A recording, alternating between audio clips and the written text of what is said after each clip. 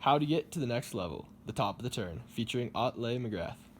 Okay. The top third of the turn is the part of a turn just after the skier initiates the roll-up and ends when the skier crosses the rise line.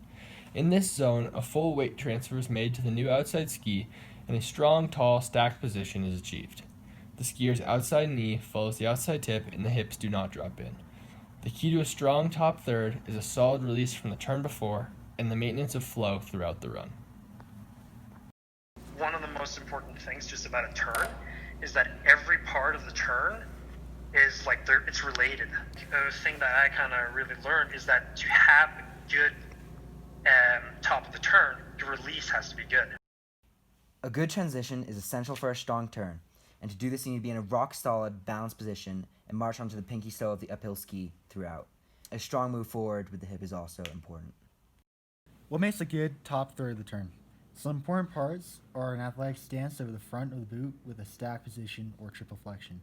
Your arms are forward and in front, and your knees remain parallel, beginning your turn while standing over the outside ski, not presenting the hip to the inside.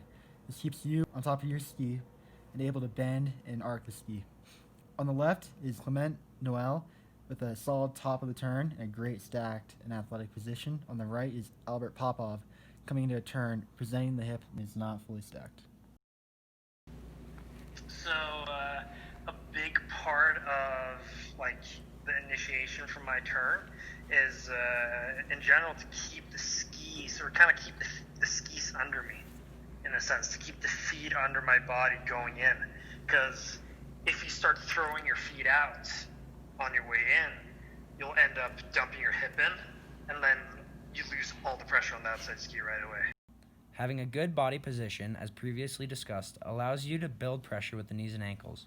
While beginning to pressure, it is important to stay over the ski and stay committed to the front of the boot. The top of the turn, I focus on keeping the skis under me and also making sure to point the tips enough out towards, across the fall line, if that makes sense. Do you ever catch yourself dropping your hip too early?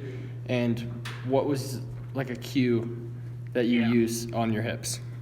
So I normally skied with a lot of hip when I was younger, and one of the big things for me was it was all in the release of the old turn.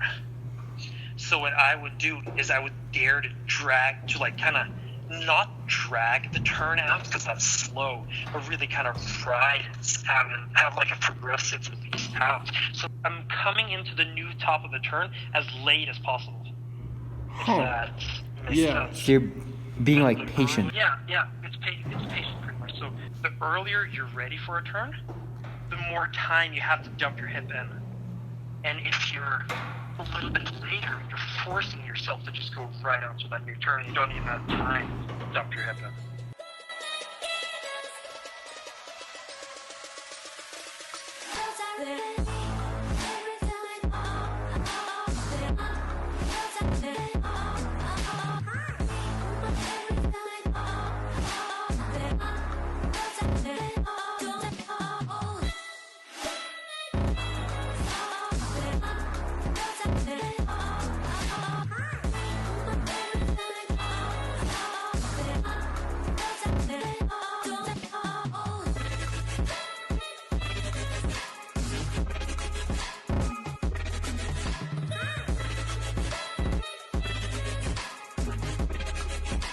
I'm chilling.